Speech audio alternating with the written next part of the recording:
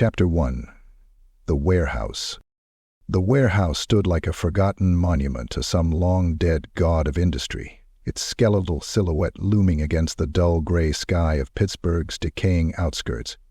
The structure was bloated with rust, its corrugated metal siding bent like ribs under pressure, and thick with ivy that had long since turned black from the factory runoff of the nearby river. A sign above the chained gates read Harker & Sons Industrial in barely legible letters, each one streaked with age and decades of acid rain. The place hadn't been used since the mid-60s. No one remembered what it had once made, but the whispers persisted. The demolition crew, 6 men in all, hired by the city after the land was approved for redevelopment, rolled up just after dawn. Their work trucks rumbled into the weedy lot, tires crunching over broken glass and brittle bones of birds that had nested too close. Cigarette smoke drifted between them as they gathered around the entrance, ignoring the chill in the air that seemed just a touch too sharp for October. "Place looks like it's ready to fall in on itself," muttered Duke, the foreman, flicking his cigarette onto the gravel. "Then why the hell are we tearing it down?" asked Danny, the youngest of the bunch, still fresh enough to look impressed by the decay. Duke didn't answer. He just nodded to the heavy bolt cutters. "Get the gate." As the lock snapped, and the gate groaned open, the air inside hit them like a wall, stale, chemical-tinged, and thick with rot. It wasn't just dust. It was the scent of something long sealed away. A few of the men exchanged uneasy glances. Old buildings always had a stink to them, but this was different. Older, more organic. They entered in a staggered line, boots clanging on metal flooring eaten through with rust. The first step snapped the heel off one of the floor panels. Beneath, instead of soil or concrete, they glimpsed shadow and metal, tangles of what looked like old steam pipes twisting into the darkness below. At first, no one thought much of it. Then they saw more of them. Everywhere they looked, walls, floor panels, even between broken light fixtures, pipes were wound through the structure like veins in rotting flesh. Some thick as tree trunks, others as narrow as capillaries, all of them corroded, leaking thick globs of unidentifiable sludge in colors that looked wrong even under natural light. Black, brown, something greenish and clotted like spoiled milk. "Jesus," murmured Joe, one of the veterans, pushing aside a half-rotted partition. Behind it more pipes, impossibly twisted, running upward at impossible angles, disappearing into ceilings they knew didn't lead anywhere. "This ain't plumbing, this is some kind of boiler system," someone offered weakly. "Nah. This looks alive." They kept moving, driven by the job, by the pay, by something that buzzed beneath their skin the longer they stood still. Duke barked orders, trying to sound firm, but even his voice sounded hollow in the metal cavern of the warehouse. They started with the north wall, breaking through drywall with heavy sledgehammers, but behind every panel there were more pipes, layer after layer of them, slick with grime and warm to the touch. That was the moment it stopped being just a strange job. Tommy, one of the larger men on the crew, pulled free a sheet of drywall and dropped it with a dusty thud. What lay behind it made the whole crew freeze. The wall wasn't just embedded with pipes. It was pipes. Dozens, maybe hundreds, all fused and interlocked like something grown, not built. And at the center of them, embedded like a cyst, was a human jawbone, no skull, just the jaw, its teeth cracked and blackened, caught in what looked like melted copper. "What the actual fuck is this place?" Danny whispered, eyes wide. "Back it up," Duke said quickly. "Everyone back it the fuck up. We report this to the city." But the warehouse didn't let go so easily. With a deep groaning shudder, the ground beneath them trembled. Several pipes, ones that had been dormant, suddenly hissed to life, spraying steam and thick streams of something hot and red-black. It smelled like iron and sewage. One of the crew screamed as it splashed onto his arm.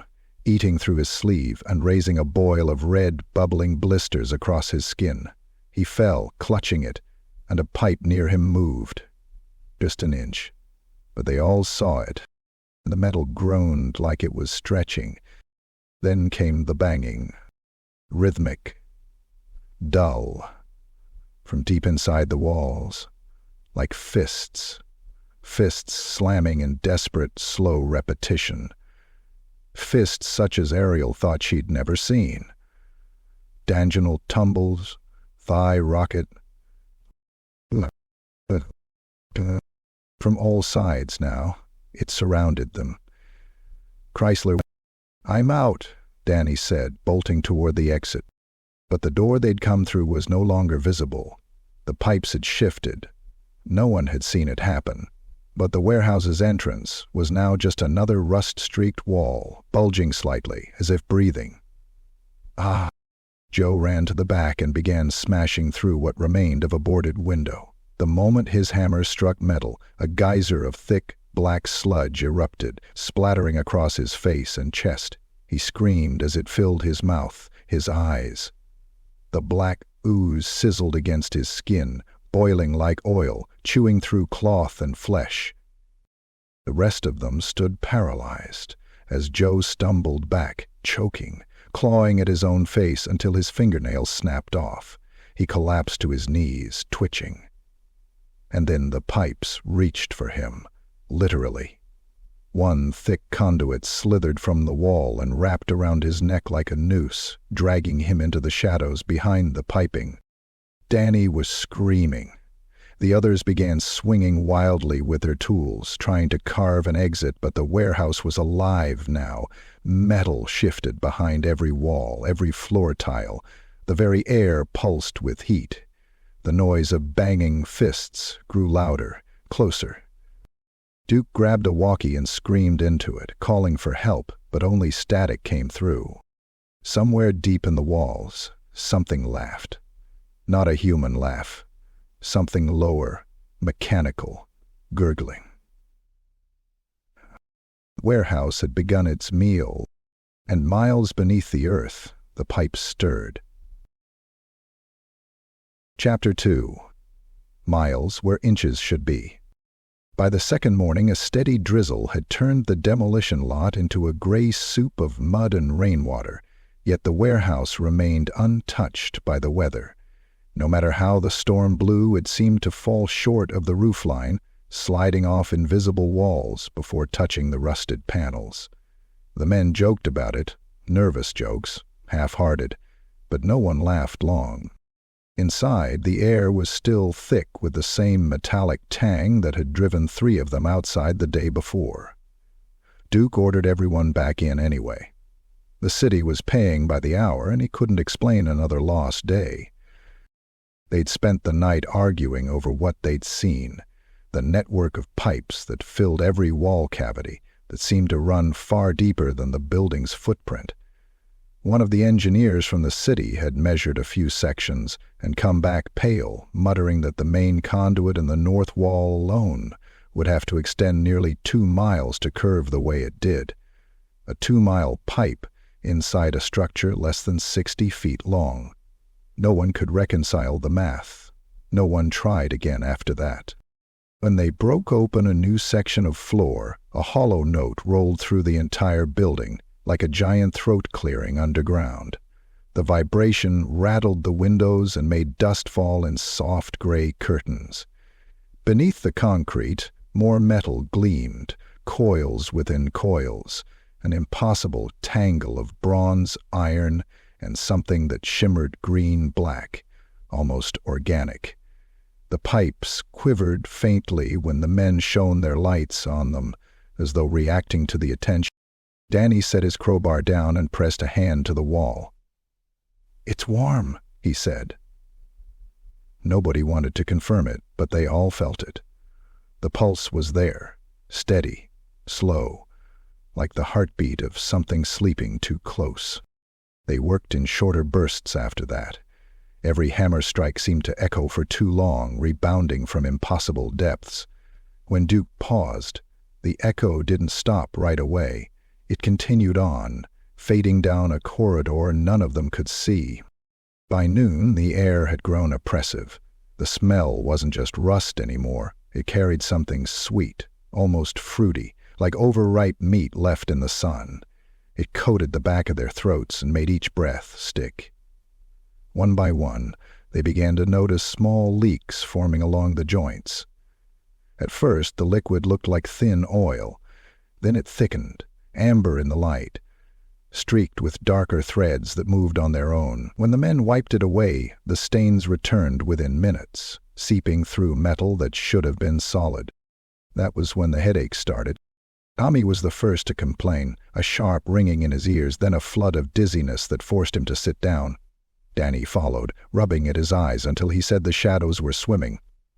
Duke told them to take a break, but the longer they stayed inside, the more the noise grew, a low hum, electrical yet too organic to be machinery. It rose from the floors, through the boots, into the bones. Every man began to hear something slightly different, murmured phrases under the hum half-formed words. Tommy swore it was his late brother's voice calling from inside the wall. Danny said it was his mother, repeating his name over and over. Too calm, too close. When Duke tried to pull them back toward the exit, they hesitated. Their eyes were unfocused, pupils wide, sweat standing on their skin, though the warehouse was cold. The foreman grabbed Tommy by the shoulders and shook him until he blinked, startled.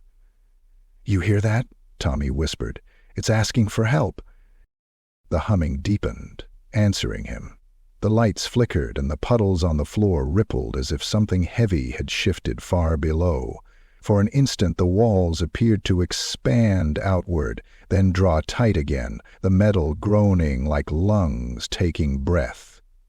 The sound pressed on their skulls, on their thoughts. Danny stumbled forward and vomited into the mud at his feet. They fled outside, leaving their tools where they fell. Rain lashed their faces, clean and sharp, and for a few minutes none of them spoke. The noise from inside the warehouse dulled, but didn't disappear. It vibrated faintly through the ground, a deep, patient rhythm. Behind them, through the open loading bay, faint light glimmered along the pipes.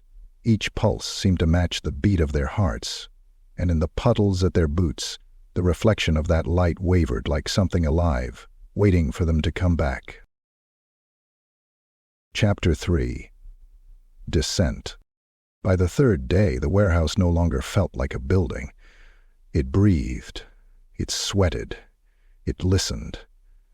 Every hammer strike or shouted word came back distorted, as though the walls were learning to imitate the crew. Duke tried to keep everyone busy. Motion felt safer than stillness, but they all knew the job had turned strange. The only thing left undone was clearing a jammed concrete saw that had fallen into one of the lower access shafts. The shaft wasn't on any of the blueprints. It yawned open in the middle of the warehouse floor, a square mouth framed by bent rebar and splintered planks. When you shone a light down, the beam vanished long before it touched bottom. The air that drifted up carried a scent of burnt oil and something older, like dust sealed in stone. Luis Danner drew the short straw. He was the smallest of the crew, quiet, quick with machines. He didn't argue. "In and out," Duke said, clapping him on the shoulder. "Get the saw free, then we're packing it up for the day." Luis nodded, adjusted the strap of his tool bag, and clipped a flashlight to his vest. The others helped him lower a narrow ladder into the shaft. It rattled against metal all the way down. When his boots found the first rung, the echo seemed to fall forever. The descent was slow at first, then faster. The light above dimmed until it was only a pale ring far overhead. The walls pressed closer the deeper he went, warm and slick, threaded with pipes of every size. Some were copper, others iron, others a dull green alloy he couldn't name. A few trembled faintly as though carrying a current or a pulse. The sound of his own breathing filled the helmet radio. In, out, in, out. He tried humming to steady himself, but the melody came back warped, the echo wrong. After what felt like 10 minutes, his boots touched a platform that hadn't been visible from above. It was made of grating and curved downward like a spiral, continuing into blackness. His flashlight beam caught something on the walls, rows of identification tags welded to the pipes.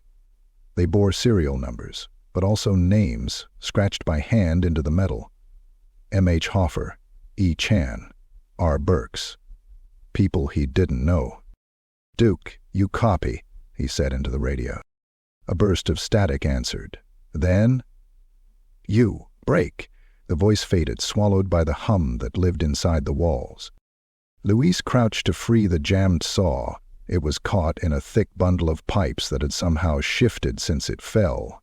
He tugged, twisted. The pipes creaked in protest, then eased slightly, as though allowing him. For a moment, he thought he saw the metal flex around his hands, like muscle around bone. When the saw came loose, it brought a thin stream of dark fluid with it, dribbling over the grating. It smelled faintly sweet, almost familiar. He stepped back, flashlight shaking. The beam followed the stream down through the gaps and revealed more pipes below, hundreds, thousands, woven so tightly they formed a single surface that seemed to move in slow tidal rhythms. Nielsen removed the compact to see into Lou's camp, frantic and desperate, looking at the slim beams of title. Something clanged above him. "Hello?" His voice came out too loud. He looked up and froze. The shaft above was closing. Two walls of interlocking pipes sliding together soundlessly, until the opening shrank to a slit of light. "Hey, Duke, hold up!" He climbed the ladder, but each rung melted back into the wall as soon as his boot left it. The light narrowed, dimmed, vanished. He was alone in darkness that hummed and breathed. Panic made him drop the saw. It clattered once, then didn't stop, just faded into distance that shouldn't exist. He pressed his back to the wall, searching for seams, but every surface was smooth now, warm, alive with vibration. The air thickened, humming louder, until it matched the rhythm of his heartbeat. He switched his radio to full power. "Base, this is Danner. I'm still down here. The shaft's moving. Can anyone hear me?" A pause. Then, through a fog of static, a whisper not from any of his crew. "Still. Building." He dropped the radio. From somewhere in the dark came a single metallic click, like a valve turning. Then another. The sound multiplied, spreading through the walls until the entire shaft was ticking and breathing in unison.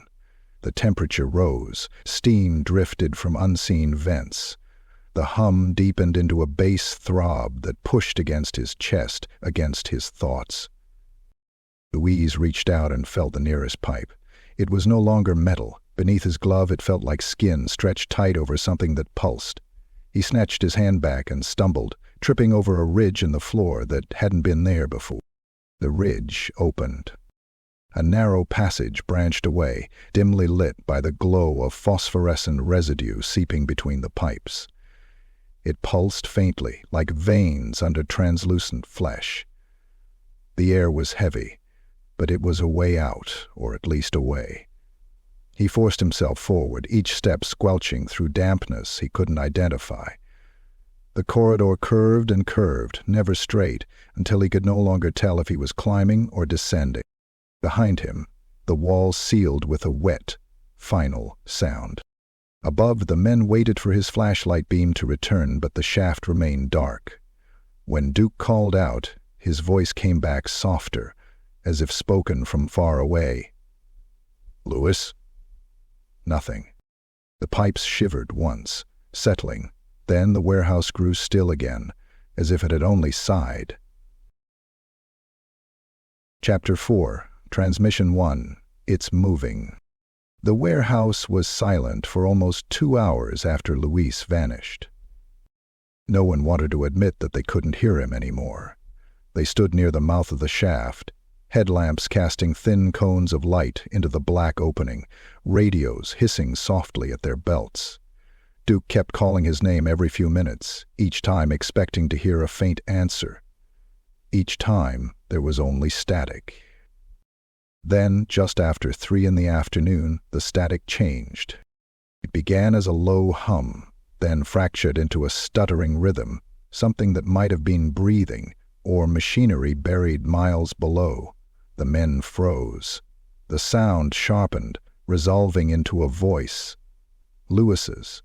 Faint, distant, distorted, but his. Transmission begins. Recovered audio file, 15A1. Me? Hello? Duke, anybody? I can't tell how deep I am. My light's fading. Feels like the air's thick, like standing in a furnace vent. Rustling noises. The echo of metal tapping. A liquid trickle. It's not water down here. It smells like oil, maybe worse. Every time I move, the walls, they breathe. You hearing this? Short burst of interference. Something's moving under it. I can hear it, like metal scraping metal, but slow. And there's knocking. I think it's behind the pipes. 3 clear impacts in sequence. Thud. Thud. It's getting closer. End of transmission. The recording looped once, then disintegrated into noise. No one spoke. Danny stepped back from the speaker as if it might bite him. The foreman swallowed hard, then grabbed the handset. Louise, say again. Repeat that. No reply. The warehouse had gone completely still. Even the wind outside had died. The quiet pressed against their ears until the men could hear their own heartbeats. Duke finally told Joe to call it in. They were beyond ordinary site safety now. This was a rescue. Joe's call bounced between emergency operators for several minutes. Something about a signal trace and dispatch rerouting. The voice on the other end sounded calm, but it wasn't the local emergency line anymore. It was lower, clipped, and too professional. Within half an hour, black SUVs rolled onto the property. Men and women in unmarked gear stepped out, each carrying sealed cases. They moved with a precision the crew had only ever seen in military drills. The rain had stopped, yet they wore masks and goggles as if expecting a chemical spill. A woman in a charcoal coat approached Duke. She didn't show identification, just spoke quietly. "You're the site foreman?" Duke nodded. "We've got a man trapped down there. Name's Danner. He's still alive. We got him on the radio." The woman glanced toward the shaft. "Show me." Inside, the air had changed again. A dull vibration ran through the floor, like a heartbeat beneath the concrete. One of the newcomers placed a small sensor near the edge. It blinked once, registering movement, then began to strobe wildly. The woman's jaw tightened. "Pull everyone back," she said. "Now." The crew hesitated, but something in her tone cut through argument. They stepped outside into the weak afternoon light. The unmarked team sealed the warehouse doors with magnetic locks and unrolled heavy cables from their trucks. Within minutes, the property looked like a quarantine zone. Temporary fencing, generator hum, a perimeter of floodlights that made the whole building glow like a corpse under an autopsy lamp. From the radio on Duke's belt, another burst of static flared. Then a voice again, softer, broken. "Duke? You there? I think I found the way down. It's moving. The whole thing's moving. I can hear it thinking." The line went dead. One of the masked agents turned toward the sound, head cocked slightly, then murmured into her earpiece. The woman in the coat nodded once and addressed the crew without looking at them. "From this point forward, this site is under the jurisdiction of the Foundation. You will not speak of what you've seen or heard. Your contracts will be honored in full, plus hazard compensation." Duke tried to ask what Foundation meant, but she was already walking away. 2 agents escorted the crew toward the vehicles that would take them off-site. As they drove out, Danny looked back through the rain-blurred window. For a moment he thought he saw something shimmer under the warehouse siding, a ripple, like water disturbed by a slow breath. Then the floodlights flickered once, twice, and the whole building seemed to settle as if satisfied. That night, the Foundation technicians cataloged the first recovered audio files from the shaft. They labeled the source SCP-15A, status uncontained. And somewhere in the dark below, the knocking began again, steady, patient, waiting for an answer. Chapter 5. Containment begins. The containment began under the cover of early morning fog, thick as concrete dust, settling like a shroud across the Pittsburgh riverfront. By 400 hours, every road within a 5-block radius of the warehouse was barricaded. The Foundation moved with the efficiency of something well practiced in disaster. No sirens, no news vans, no questions. The neighborhood was already half deserted, a patchwork of boarded storefronts, rotting row houses and condemned apartment blocks with windows like black teeth. Those who remained were the kinds of people society forgot: squatters, addicts, old-timers too stubborn or too scared to leave. When the evacuation order came down, they resisted. At first, then the Foundation brought in Mobile Task Force 8-10, See No Evil. Known for their specialized containment of cognitohazardous and visually reactive anomalies, 8-10 wore full-body suits with opaque helmets, complete with distortion filters that scrubbed image data in real time. Their arrival was not subtle. A convoy of armored transport vehicles rolled in just before sunrise, flanked by drones and a mobile command post shaped like an oversized cargo trailer. One by one, the buildings surrounding the warehouse were cleared. Some residents screamed. Others wept. One elderly man clawed at his doorway, swearing he'd lived there since the war. He was dragged out by 2 operatives in silence. Tranquilizers were used sparingly, but without hesitation. In the end, there were no witnesses left behind. The Foundation believed in clean slates. By 700 hours, the area was cordoned off under the guise of an industrial accident. Hazmat signs were posted. The local authorities, those who hadn't already been paid off or replaced, parroted the story to the press. But inside the perimeter, the real work had begun. The warehouse had changed overnight. Where once stood a sealed structure of rusted steel and blackened glass, now protruded growths, bundles of pipes that had burst through the outer walls like tumors.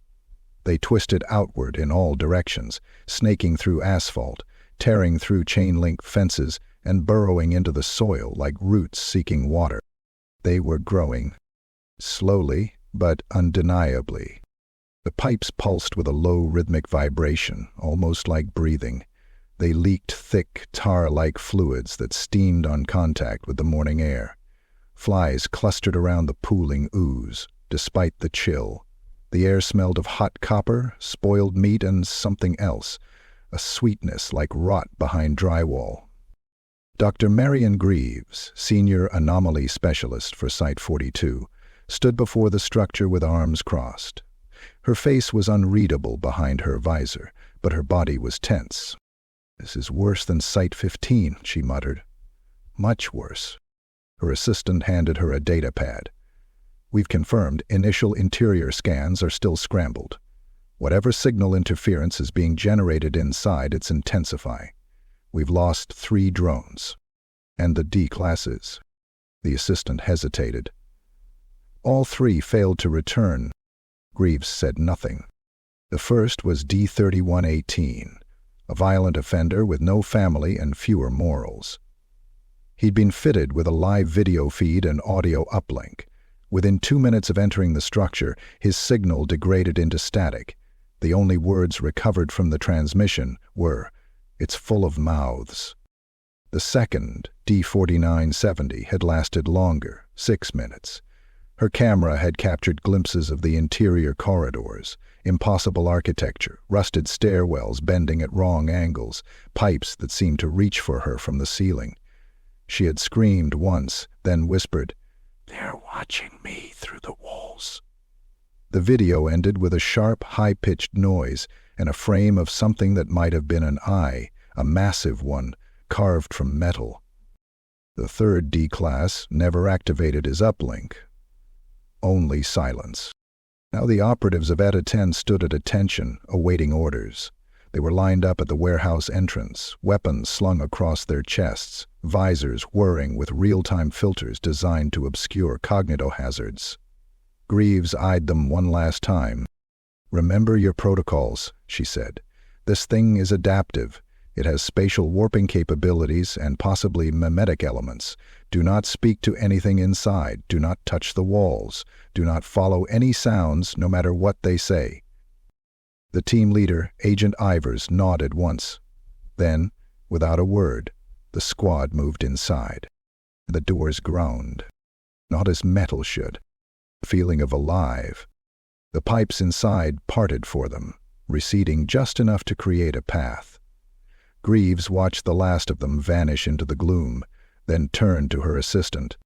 "Mark them as provisional casualties," she said quietly. "Already done, Doctor." From somewhere deep in the warehouse, the knocking resumed. Feeling it was faster, closer, and accompanied by a low, wet gurgle, something that sounded almost like laughter.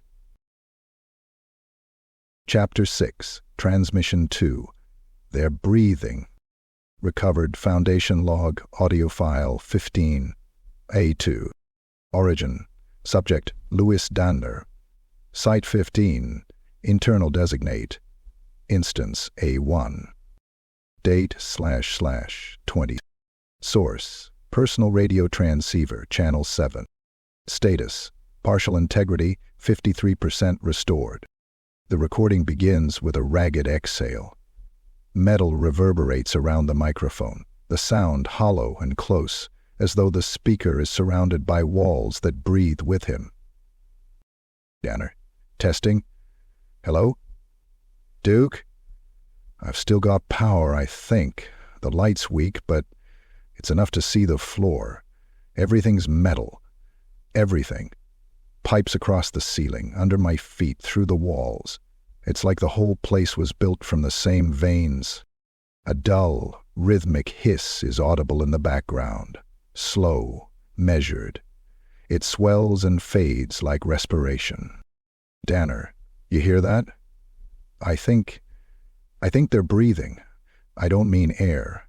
They're expanding, like something's pumping through them. I can see the joints flex when it happens. They move together.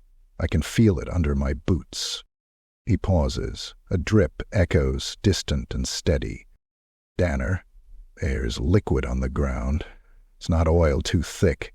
Smells like a workshop after someone's cut themselves. I'm trying not to step in it. There's old equipment down here. Wrenches, hammers, chisels, stuff from a century ago, maybe older. Some of it's rusted right into the floor. A faint metallic clatter. He picked something up. Danner. The name's still stamped on it. Harker & Sons. That's the company, right? The one that owned the warehouse? Looks fresh, like it was dropped 5 minutes ago, but it's coated in dust an inch thick. He breathes heavily. There's a muffled scraping sound as he moves forward. Danner, I keep thinking I see light ahead, but it's the walls. They glisten when they move, like something behind them is trying to push through. I tapped one with my crowbar earlier. It gave. The metal dented, then straightened again, like muscle. The humming grows louder. Something knocks twice in the distance. Danner whispers. Danner? There's someone else here. I can hear them walking when I stop. It's not echo. The rhythm's wrong. Smaller steps. Maybe a kid? Silence. Then a faint cry, high-pitched, wavering. It lasts 3 seconds before fading. Danner, you hear that? Tell me you're recording this. There's a child down here. I'm going toward it. Maybe there's... The footsteps quicken. His breathing accelerates. Danner keeps echoing ahead. It stops when I call out. Starts when I move. I'm coming, kid. Hang on.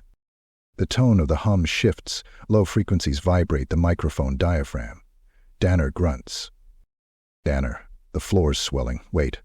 The pipes under the grating. They're inflating, pushing up. The sounds... A sudden metallic groan drowns his words. Liquid splashes. The hiss becomes a rush, like wind through hollow tubes. Banner, no. No, they're closing. Static cuts through, sharp and high. A child's voice murmurs something unintelligible. 3 syllables. Then silence. The transmission bursts with feedback and disintegrates into white noise. Foundation Field Report excerpt.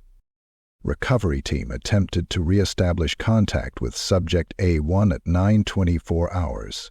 Signal ceased entirely following recorded static event. Internal seismic sensors registered a series of low-frequency vibrations consistent with movement of mass within the structure. External observation noted minor expansion of visible pipe growth, approximate 3.3 cm in diameter, increase across outer wall junctions. Personnel described the warehouse at that moment as breathing in. Containment status escalated. Chapter 7. Pipe Dreams. The dreams began within 48 hours of initial containment. Dr. Evelyn Moraine, senior researcher from Site 42 and specialist in anomalous infrastructural phenomena, hadn't slept more than 3 hours in a row since the Foundation's relocation to the field lab a block away from the warehouse. She attributed it to stress at first, the weight of responsibility, the accumulating reports of missing D-class personnel, the ever-growing perimeter of snaking pipes that now twisted out of cracked sidewalks and into the city's own forgotten plumbing lines. But the first dream silenced any rational explanation. In it, she stood waist-deep in a vast chamber of sludge, the thick liquid clinging to her lab coat, sticky with a sickening warmth. It was utterly dark except for a crimson light pulsing from overhead, as if filtered through bloodied water. The surface moved around her, bubbling, breathing, dragging at her legs with each step. Then she began to sink. The fluid wasn't just sewage. It had weight, intent. It crawled into her mouth, her nose, her ears. She screamed under it, felt it fill her throat, stretch her stomach like it meant to use her as a vessel. The dream ended, with her eyes bursting open in real life, choking on the taste of rust and bile. She vomited on the floor beside her cot. The puddle was black. Later, when she reported it to the medical team, they examined her lungs and drew a thick, dark substance from them, almost tar, reeking of corrosion and something faintly sweet. Her skin was bruised across her ribs in narrow, concentric rings. They looked like fingerprints. Too many fingers, too tightly wrapped. At first, she didn't connect her symptoms to the anomaly. But she wasn't the only one. Dr. Kelvin Juro, a junior researcher monitoring seismic shifts near the warehouse sub-basement, began sleep-talking during observation shifts. A colleague recorded one such episode. His words were garbled but repetitive. "Don't listen. Don't listen.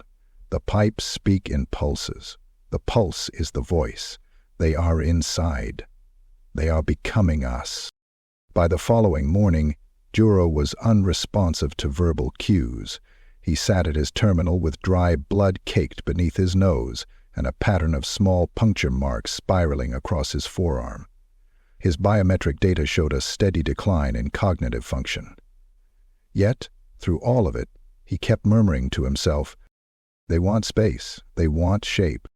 Foundation psychologists diagnosed him with induced mimetic trauma, but his words, repeating variations of the same phrases, were not entirely his own. A linguistics algorithm later revealed that the rhythm of his mutterings matched the internal pumping intervals recorded from the pipes themselves. The pipes were speaking. The dreams were transmissions. Late one night, Dr. Moraine was reviewing audio logs from the Louise Danner recordings when she heard something strange. Low frequencies buried under static and overlapping signals. A rhythmic pulse, not unlike sonar. She adjusted the waveform, filtered out the noise. Her breath caught. There was language, not English, not anything translatable, but structured, repeating. It sounded like breathing, like lungs filling and collapsing in cycles. But behind the pulse there were whispers, too quiet to parse, layered with mechanical overtones like hydraulic systems trying to sing. The audio made her teeth ache. Her left ear bled. She unplugged the headset. The whispers continued for a full 30 seconds after the feed was disconnected. Elsewhere in the site, pipes not connected to the main structure began to vibrate.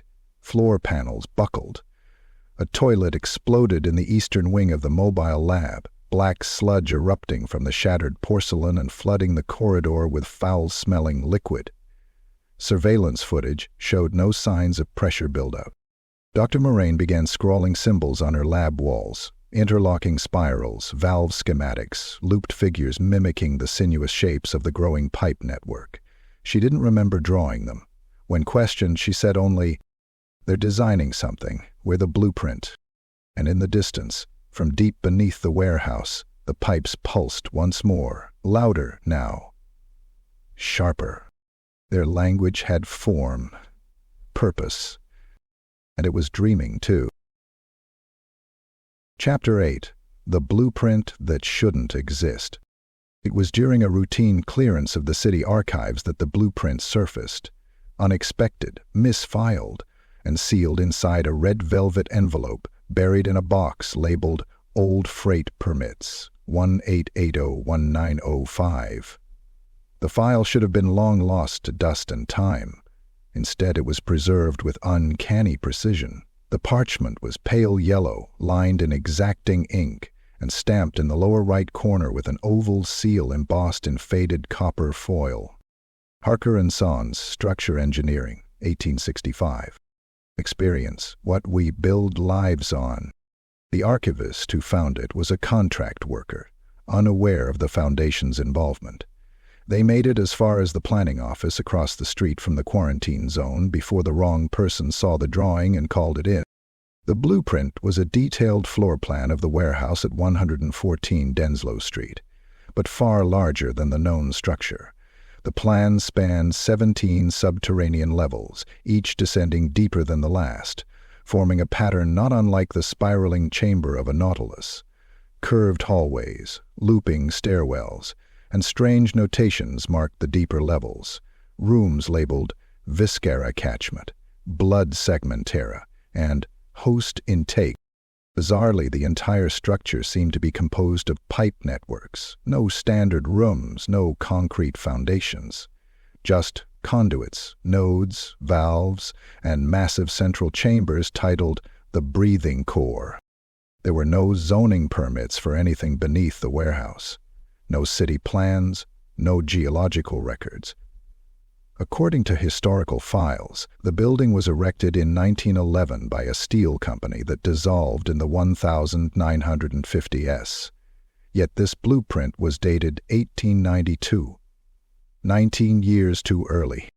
And the company listed Harker & Sons had no known history, no registration, no business license, not even a footnote in Pittsburgh's industrial directories. When the document was sent to Site 42 for analysis, strange readings began immediately.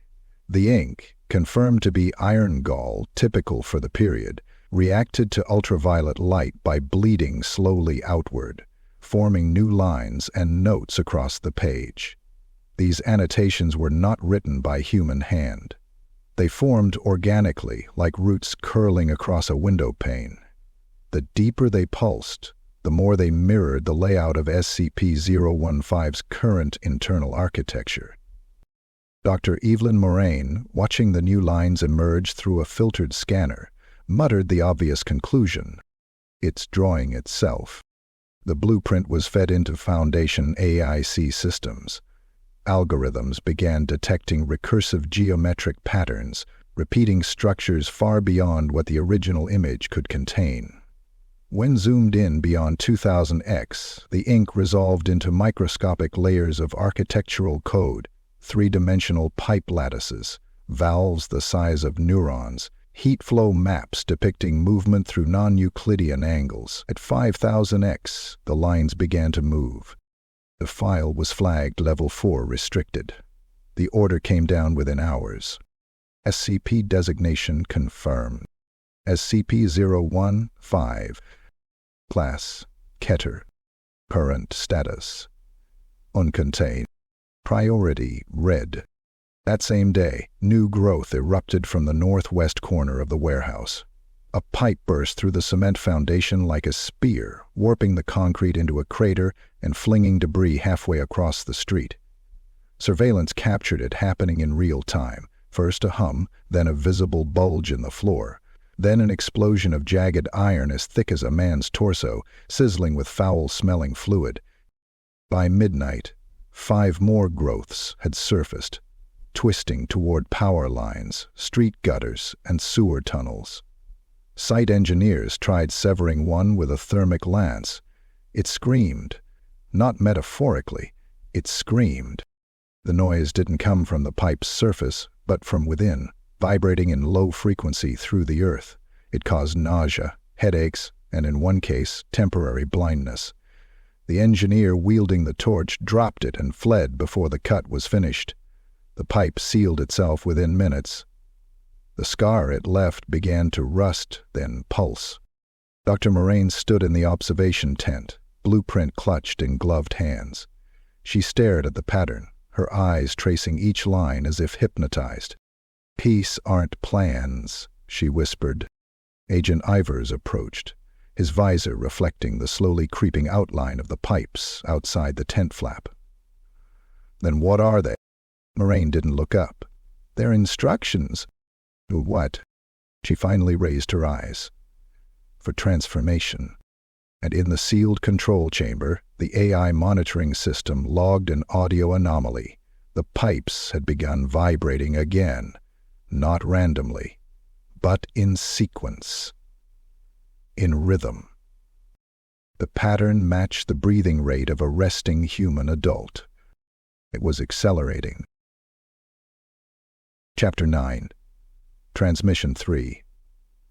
I'm not alone. Recovered Foundation log audio file 15A3. Source: Subject: Luis Danner, SCP-15A1. //20. Recovered from Short-Range Foundation Receiver Array inside Containment Perimeter. Integrity 71% audible, severe signal corruption. The recording begins with the sound of dripping. Slow, methodical. Breathing follows, uneven and shallow. The microphone crackles as though being rubbed against metal. Danner, I found a corridor. It wasn't here before. The walls. They've changed color again, copper to something darker. I think it's rust, but it smells too sweet, like pennies and old meat. The air's thick, hard to move my legs. Metal groans somewhere far away, a low moan that fades into silence. Tanner, the pipes are tighter here, all bent around each other. It's like they're growing into knots, squeezing space until it folds. There's light coming through the cracks, red, but not firelight. It pulses. Every time it flares, the walls twitch. He stops walking. A faint sobbing can be heard, very far off. Danner, wait. There's someone else. Hold on. Footsteps, slow and cautious, echo in the confined tunnel. Danner, hello? Is anyone... The microphone catches the scrape of something dragging across the floor. Danner inhales sharply. Danner, oh God. No, they're in the walls. He whispers as he moves closer. Danner, I can see them. Faces pressed between the pipes, their mouths open. They're still moving. The eyes, they blink, slow. I think they're alive. They look like workers, coveralls, helmets, but the pipes have gone through them. Arms fused to the metal, ribs wrapped in wire. Some are still breathing, like the pipes are breathing for them. He retches, coughs, then continues in a hoarse voice. There. One of them's looking at me. His lips are torn, but he's mouthing something. I can't hear it. Hold on. He moves closer. A low mechanical hum joins the background, rhythmic and constant. Danner. He's saying, "Help me," over and over. But when I get near, the pipes tighten. They're protecting him or keeping him here. I can't tell which. The hum deepens until it shakes the microphone diaphragm. Danner. It's everywhere now. The floor's vibrating. There's something big ahead. It looks like a valve? Yeah, a valve the size of a room. It's moving, slow, turning itself. It opens, but there's nothing inside, just black, like a hole punched through reality. I can hear wind, but it's not pulling air out, it's breathing in. He steps closer. The wind becomes a hollow roar. Danner, I think that's where the noise comes from.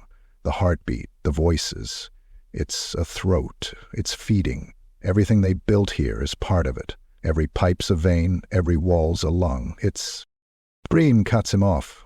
Multiple voices. Men, women, children, overlapping, distorted. They surge through the radio all at once, echoing with metallic resonance, like air forced through 1,000 narrow tubes. Danner. They're alive. The walls are full of them. It's using them. Voices rise until the recording peaks. For a brief instant, they form words in unison, indistinct but rhythmic. Then silence, followed by static. Danner. I can't stay here. It's calling me closer. The valve's opening wider. A sudden crackle, feedback, squeak. Danner, tell them it's not a machine, it's a... Transmission ends abruptly. White noise continues for 12 seconds before termination. Foundation post-analysis excerpt. Following the recovery of audio file 15A3, sensors positioned around SCP-15 recorded a sharp increase in internal movement. External pipe growth accelerated by an estimated 19%. The vibration frequency matched the cadence of human respiration, 18 breaths per minute. Personnel within the perimeter reported hearing whispers in the ventilation ducts. The words were unintelligible, but all witnesses described the same sensation, a voice speaking through their lungs instead of their ears. Containment protocol revision pending. Chapter 10. Collapse. The first sign was the smell. At exactly 3:41 a.m., a resident in the West Harlow district, just 6 blocks east of the SCP-015 quarantine perimeter, called emergency services to report a stench like rotten meat and burning oil coming through her kitchen sink. Within 15 minutes, 9 additional calls were logged from the same neighborhood, each describing the same symptoms: unbearable odor, wet gurgling noises from beneath bathtubs and toilets, and, most disturbingly, rhythmic banging in the walls, like metal fists striking from the inside. At 4:12 a.m., the ground cracked open. A 30-foot segment of the city's sewer line beneath Halberd Street buckled, then collapsed entirely. The asphalt dipped inwards, splitting like paper under strain. A manhole cover 3 blocks away launched into the air with such force it embedded into the side of a parked van. Witnesses described hearing a sound like 1,000 pipes exhaling, followed by a thunderous groan that echoed through the street like some ancient beast rolling in its sleep. The collapse swallowed a delivery truck, part of a corner store and most of an intersection. Raw sewage, mixed with thick black oil and rust-colored sludge, began to bubble up from the crater, steaming against the cool October air. Local responders who attempted to investigate the breach began vomiting almost immediately after exposure. Several collapsed, seizing violently, their skin blistering as if from chemical burns. One firefighter was pulled from the sinkhole by his teammates. He was catatonic, soaked in a glistening gray fluid that hissed on contact with the air. His last words before falling unconscious were, "It's hollow down there, but it breathes."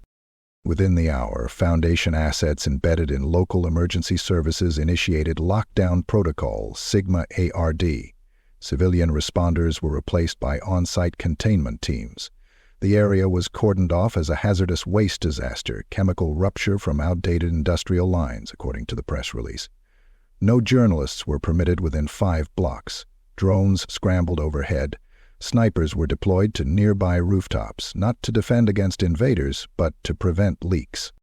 By 3 a.m., the Foundation's remote seismic array detected anomalous activity stretching beneath the city. Deep pressure waves pulsed outward from the site of SCP-015, rippling through the crust in concentric rings. The epicenter was traced back to the lower levels of the warehouse, specifically to a location previously mapped in the anomalous 1892 blueprint, a massive underground chamber labeled the Sump. Foundation tunneling teams had never reached this level before. It was assumed inaccessible, but now it was growing upward. The pipes were no longer confined to the warehouse. They had ruptured the soil, slithered into forgotten utility corridors, threaded their way into the city's skeleton. Every inch of ancient infrastructure, drainage ducts, maintenance tunnels, steam lines, had become a passageway for expansion. Reports came in from across the western boroughs. In Gallows End, a child woke screaming from a dream of drowning in a dark tunnel.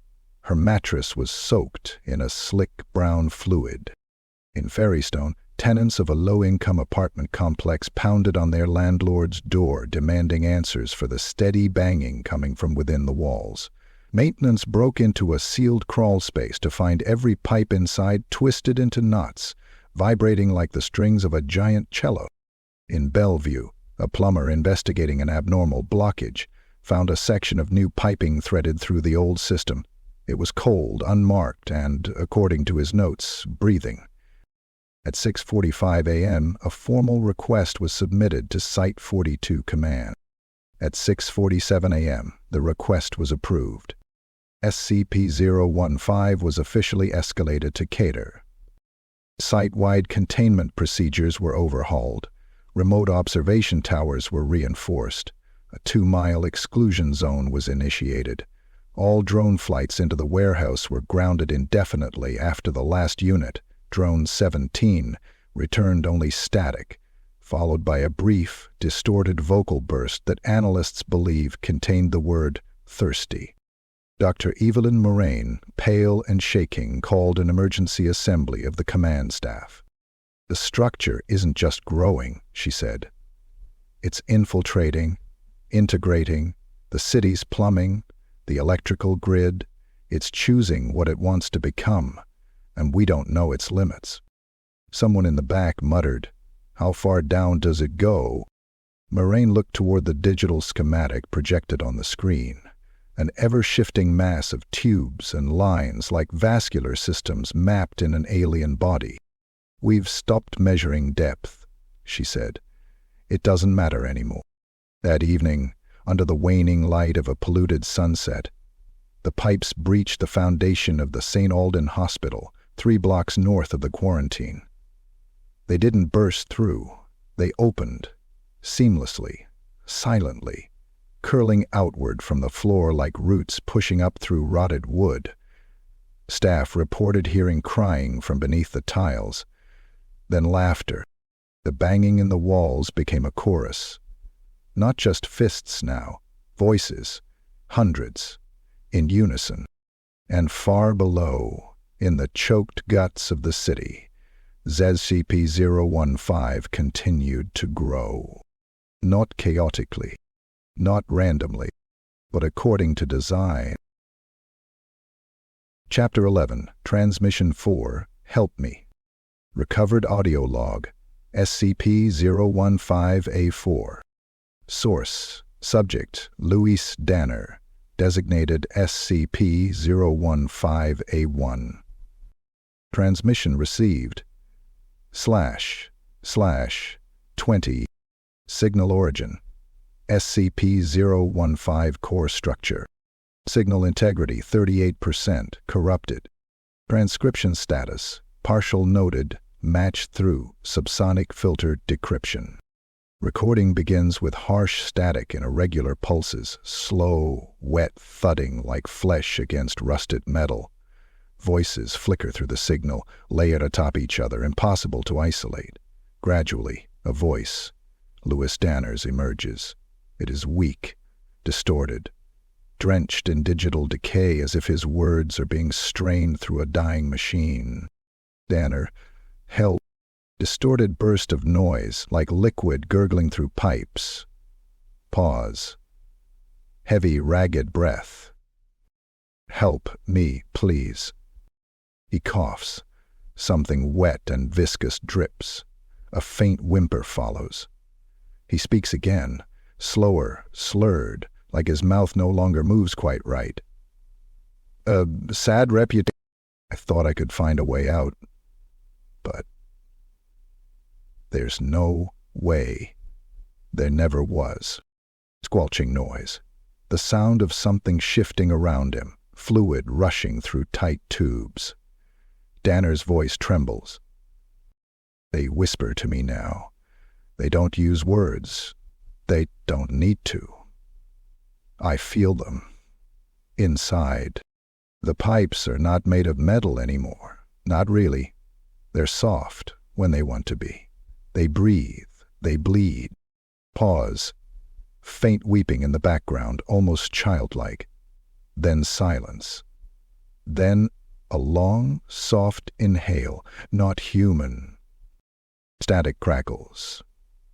When he speaks again, his voice has changed slightly, deeper, resonant, like it echoes off the walls of a throat instead of a tunnel. I touched the walls. I shouldn't have. I think that's when it started. They took my skin first, peeled it with pressure. Not knives, just warmth. Like steam, curling it off. Short, breathless laugh. It ends in a choking sound. I can't feel pain anymore, not really. I'm not sure if I'm still me. The background noise rises, a low chorus of gasping breaths and slow thumping like distant hammers on bone. I've seen them. The others. They're fused in, half-built, not all dead. One of them blinked at me. His mouth opened, but it was full of copper wiring. He tried to scream. The pipe just kept moving through him, like he was scaffolding. Brief silence, then, low and broken. I think I'm scaffolding too. The signal distorts violently. A low tone, similar to whale song, rises through the feed. It wavers, distorting the recording until the next word sounds submerged. They're building something. Sharp pop of static. I can see the shape of it now. They're using the blueprints, but not the ones on paper, the ones inside. There's a grinding sound. Something vast shifts beneath the microphone. Liquid rushes past, thick and bubbling. Danner groans. I can feel it growing under my skin. They don't need architects. They just use us. Memories, bones, thoughts. That's all blueprints are. Patterns. And I was full of them. No definite pomp. Via hang pump. Yeah, beautiful sound in the ocean. Damn. A word before. Contraction and expansion. Wet. Deep. A massive valve opens with a sucking noise in the distance. His voice is breaking apart now, filtered through static, dragging like signal loss through layers of analog decay. I'm part of it now. I'm part of them. Softly, almost lovingly. I'm the blueprint. Suddenly, all background noise cuts. Complete silence for 4 seconds. Then one final burst of distorted audio. A single sentence repeated in multiple voices, overlapping and harmonized with the mechanical hum of breathing pipes. We are becoming. Signal terminates. Foundation audio analysis summary. Vocal signature confirmed to be consistent with Louis Danner. Embedded sub-audio frequencies detected in the final 8 seconds appear to correlate with known developmental stages of fungal colony growth patterns, transposed through audio medium. Post-transmission, all monitoring equipment in listening post 3 experienced spontaneous rusting. Personnel present during playback reported nausea, migraines, and sensations of phantom pressure around the chest and neck. Containment level escalated. Structural integration confirmed. SCP-015 is no longer dormant. Construction has begun. Chapter 12. Pipe Cathedral. They descended through the newly formed access shaft just after 200 hours, guided by readings too unstable to trust but too alarming to ignore. For 3 days, motion sensors buried under SCP-015 had been tracking the anomaly's internal growth. It no longer expanded in wild spirals or chaotic tangles. Instead, it was folding into deliberate patterns, symmetrical lattices, corridors built with unmistakable intent. At first, the floor was stone, then steel, then pipe, layered, braided, riveted into walkways and thresholds. Lights flickered on with no visible power source, casting a low, reddish glow that seemed to rise from the very seams of the metal. The deeper the team moved, the warmer the air became, thick with moisture and the slow, guttural rhythm of some distant mechanical breath. They passed through long corridors where the walls had grown inward like grasping fingers, hundreds of rusted tubes coiling around each other in organic, vine-like knots. Many dripped with foul-smelling fluids, oil, sludge, or worse. The smell was unbearable, a thick, acrid cocktail of copper, mildew, and sweet, necrotic rot. Agent Ivers led the way, his weapon drawn but shaking slightly in his grip. His visor recorded everything, transmitting back to the surface in pulses, but the feed lagged, images blurring, flickering, or repeating like a tape caught in a loop. Then the corridor opened. They stepped into a space so vast, so impossibly large, that for a moment every radio signal dropped out. The structure, dubbed the Pipe Cathedral by later reports, was a chamber the size of a cathedral nave, hundreds of feet wide and nearly as tall. Yet none of it had been there a week ago. No ceiling was visible, only dark, arching ribs of pipe crisscrossing endlessly overhead. Columns of thick, corroded steel rose on either side, their surfaces etched with symbols, spirals, schematics, anatomical diagrams drawn in rust and fluid. Between the columns, organ-like structures hung suspended by tangled tubing. Some emitted a low, vibrating hum. Others gurgled or convulsed rhythmically, as if digesting something. The floor was smooth, formed from layers of fused conduits that curved inward toward the center of the chamber like pews or ribs around a heart. And at that heart, up on a dais of writhing metal, wrapped in a blooming tangle of copper tubing and segmented pipes, stood the figure Louise Danner, or what remained of him. He was no longer clothed. His skin had become taut and pale, stretched thin over mechanical tendrils that pierced his flesh at the joints, the throat, the temples. His ribcage was exposed, yet not bleeding. Instead, it had been pried open and filled with a writhing knot of clear tubes, pumping a dark, viscous substance rhythmically into the valves threaded through his spine. He stood upright, back arched, head tilted toward the ceiling. His eyes were open. He was smiling. When Agent Ivers stepped forward, the pipes around the dais responded instantly, rising like serpents, twitching toward the movement. The humming in the chamber grew louder, matching the tempo of a heartbeat. A warm draft pushed through the room, stirred by vents that had opened above, as if the entire cathedral was inhaling. Louise's eyes turned toward them slowly, mechanically, as though pulled on wires. His mouth opened, revealing rows of metal where teeth had once been. When he spoke, the words were not only heard, they were felt, vibrating deep inside bone, resonating through the very metal under their boots. "Welcome," he said. "You are just in time." Agent Ivers barked an order. His second stepped forward, attempting to restrain the figure, perhaps still believing somehow that Louis was salvageable. The pipes reacted. In less than a heartbeat, they surged forward from the floor, wrapping around the agent's arms and legs, pulling him up and back with surgical precision. They did not crush, they integrated. A low shudder rolled through the chamber as the metal sank through his skin with unnatural ease. He screamed. The scream was brief. Then he was silent, eyes blank, mouth open in mute horror as the piping stitched into his flesh and pulled him into the walls. Luis watched it happen. Still smiling, "The structure must be completed," he whispered. "Death, I am its measure, its memory. You are its marrow." Behind him, a massive vertical valve the size of a silo began to open with a sound like tearing cartilage.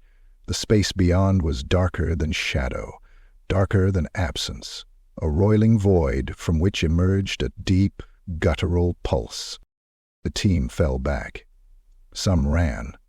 Some stood frozen, transfixed by the impossible architecture folding into being before their eyes. Louis stepped forward, his legs no longer fully human, more pipe than bone. The metal of the floor rose to meet his feet, forming a bridge that extended toward the chamber walls, arteries stretching toward new construction. "We are becoming," he said again. "You were never the builders, you were always the material." His smile never wavered. The pipe cathedral exhaled. And above ground the warehouse began to groan. The streets cracked, buildings trembled. All across the city, pipes pulsed with anticipation. Chapter 13. Activation. At 3:36 hours, Contact Team Iota breached the outer threshold of the pipe cathedral under direct orders from Site-42 Command. Foundation intel had confirmed an exponential spike in heat signatures and vibrational frequency deep within SCP-015. What once registered as random ambient noise now mirrored an intentional signal, repeating every 66 seconds, growing in amplitude. A signal of completion. Inside the structure, the atmosphere had changed completely. Gone were the flickering emergency lights and scattered sparks. The entire chamber was now bathed in a deep crimson glow, radiating from the seams and the pipe walls, from the floor, from within the cathedral's twisted ceiling of interlocking metal. The air shimmered, dense with humidity and the iron stench of blood. The breathing of the structure, once rhythmic and distant, had intensified to a thunderous inhalation that shook the bone. The team moved carefully across the narrow bridge toward the central dais, where the figure of Louis Danner, fused, smiling and humming faintly, waited motionless, head bowed like a saint before resurrection. Then the pipes moved. They didn't just shift. They reacted. It began with a single shriek, metal shearing in high-pitched protest. Then came a cascade of motion as the pipes surrounding the cathedral walls uncoiled with sudden, violent precision. Like tendrils snapping from dormancy, they whipped through the air and impaled two agents before they could draw weapons. Blood sprayed across the glowing floor. The liquid did not soak into the metal. Instead, it was absorbed. The pipes shivered in response, rippling with energy. Agent Ivers fired into the mass, but the rounds only ricocheted off the curving steel, striking sparks across the chamber like dying stars. One pipe opened. Yes, opened, unfolding like an iron flower to reveal dozens of pulsing, organic sacs embedded within, each twitching and shriveling as they drank in the heat of violence. Then the floor gave way. A massive rupture split the dais in two, spewing a torrent of viscous black oil, slick and steaming, laced with streaks of red, blood, thick and foaming, impossible in quantity. The substance rushed through the chamber like a flood tide, sweeping legs from beneath the agents, dragging bodies down into unseen grates that groaned with mechanical hunger. The screaming began. Not just from the agents, from the walls. The cathedral itself bellowed, dozens, hundreds of overlapping human voices, caught in an eternal loop of agony, echoed from the piping that now spiraled downward into the dark. Somewhere, someone was shouting orders, then choking, then silent. Amid the chaos, the central figure lifted its head. Louise Danner's eyes were gone, replaced with rotating valve apertures that clicked and turned with every blink. Tubing pulsed from his throat and temples, connecting him to the wall behind like a fetus still tied to its mother. Yet he moved, not with steps, but by being carried by the floor itself. Metal rising to bear him forward. And he spoke, but this time the voice did not come from his mouth. It came from everywhere. "Construct complete," it whispered. The words reverberated through every pipe, every wall, every bolt and brace. They weren't spoken aloud, they were transmitted, carved directly into thought, into memory, into the blood of those who remain. "We are assembled. We are housed. We are ready." Above ground, seismic activity spiked catastrophically. Buildings within a 6-block radius trembled, fissures spider-webbing through concrete and asphalt as pipes erupted from beneath streets, curling like fingers clawing for purchase. Entire blocks were swallowed by sinkholes as subterranean architecture collapsed inward. The warehouse, once the anomaly's cradle, split open like a cracked egg, birthing a column of black steam and metallic screeching that rose into the sky like a scream from hell. In the control center, analysts scrambled as every containment monitor went dark. Internal mapping displayed a new term in flashing red script: active structure. Exhaling, vessel function. Inside the Pite Cathedral, what remained of the Foundation team fell silent. Those not consumed by the liquid or pierced by living steel knelt, unmoving, eyes wide and blank, mouths twitching as if in prayer.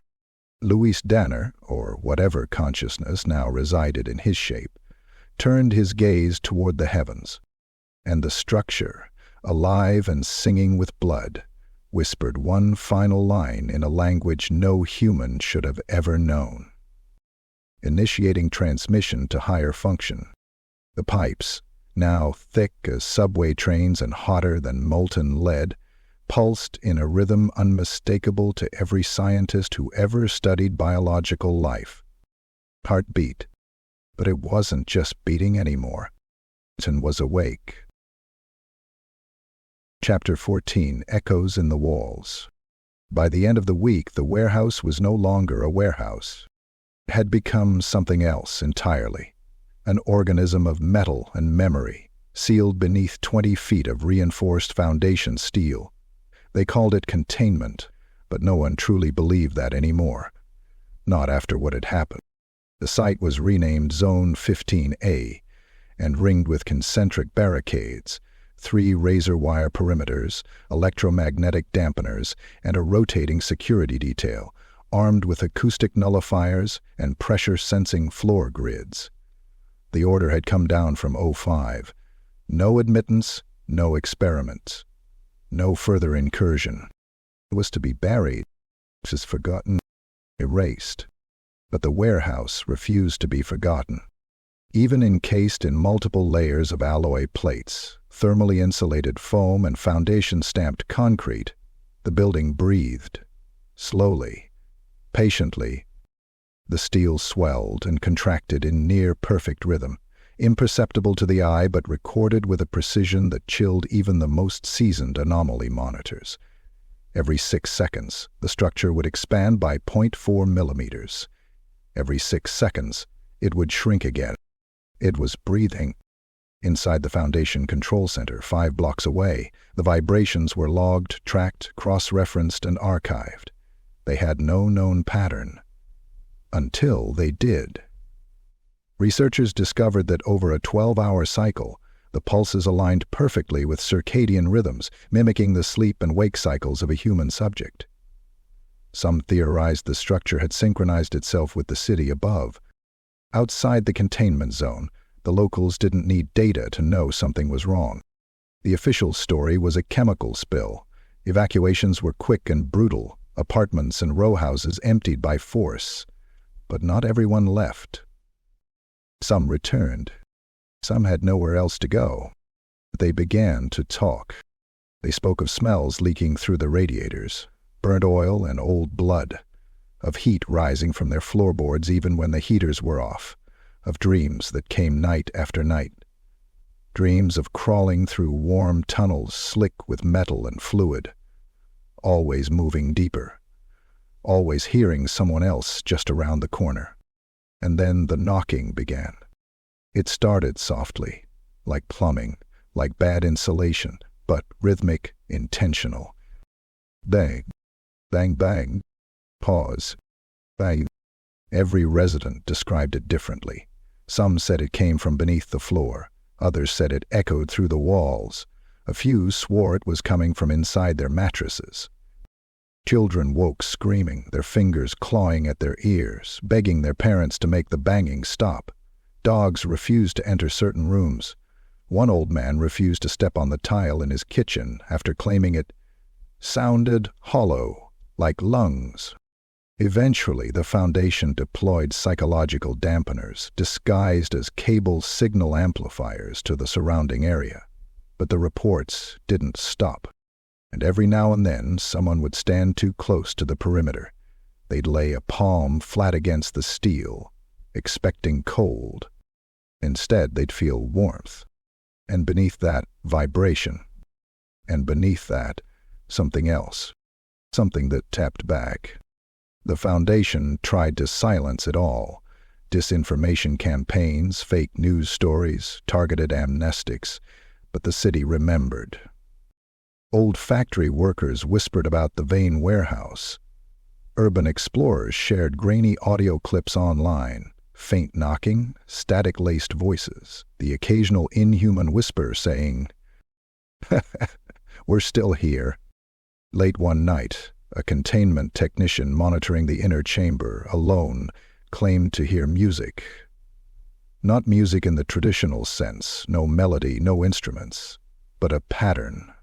Metallic, wet, rhythmic. Something like the sound of ancient machines turning to life beneath the sea. Something celebratory. He was found hours later, unconscious beside his workstation, his fingernails split and bloody from scratching spirals into the steel floor. When they woke him, he whispered through cracked lips, "It's not done." And still, the building breathed. Still, the knocking continued. Louder now. And closer, as if something inside had finished building its core and was listening for an answer. Chapter 15. The Final Recording. It came through at 4:06 a.m. The transmission was unannounced, unscheduled, impossible. SCP-015 signal frequency had been scrubbed, burned from Foundation comms, ringed with interference fields, filtered through quantum firewalls specifically engineered to suppress anomalous outbound transmissions. And yet the voice came through anyway.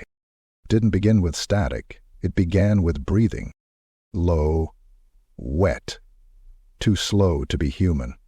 Like air being pulled through miles of narrowing tunnels, compressing until it wheezed out in a sound like whispered speech.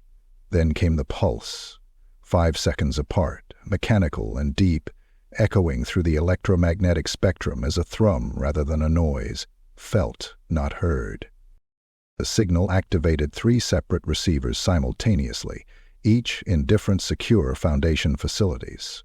At Site 42's anomalous infrastructure wing, the message was recorded by a technician performing a routine systems check. It lasted exactly 13 seconds. The first word was stretched and dripping with phlegmatic distortion. Listen. All screens in the monitoring room flickered. Not just the SCP-015 channel. All of them. Feed logs for unrelated anomalies, from sentient paint to anti-memetic viruses, shimmered with static. Sensor nodes pulsed red. System clocks reset to 00. Keyboards buzzed beneath the technician's fingers like something alive. Then the second phrase came. Calm, clear, mechanical. New host required. The voice was like rust scraped across bone. Not human. Not synthetic. Something in between. Before the technician could react, before the automated systems could even flag the anomaly, a second signal erupted. This time, not from SCP-015.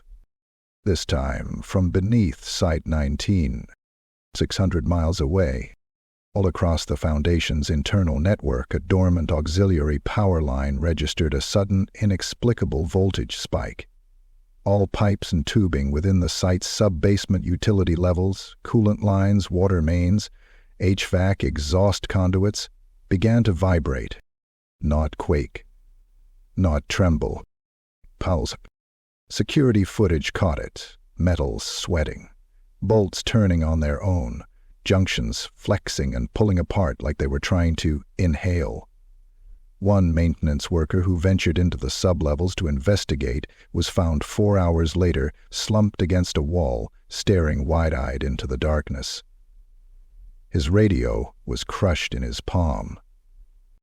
He only said one thing before lapsing into catatonia. I heard him smile. Back at Site 42, analysts dissected the recording. Every syllable of the transmission was layered with subharmonics, frequencies not audible to human ears, but visible on spectrum analyzers. The signal formed a waveform, perfectly symmetrical across 13 bands. The mathematical anomaly, the fingerprint, the command. When played backward, the audio contained an additional message, 6 words, whispered simultaneously by multiple voices. They came from inside the waveform itself, hidden beneath the breath and pulse. You built the body, we need mind. The technicians stared at each other. The implications were obvious, horrifying. SCP-015 was finished. It had shaped its vessel from blood and metal and memory. It had learnt. It had waited. And now it had reached out, probing the vast web of Foundation infrastructure, searching the tangle of utility lines and conduits that threaded every site, every cell, every checkpoint. The pipes beneath the floors of Site-19 pulsed again. This time, they moaned. Steel groaned like a chorus of dying animals. Walls bulged, condensation bled from light fixtures, entire wings were evacuated. But the process had already begun. A new host had been found. Not a person, not a city, the network, and far below the reinforced tomb of the original warehouse, SCP-015 exhaled. The knocking stopped, and the world fell silent.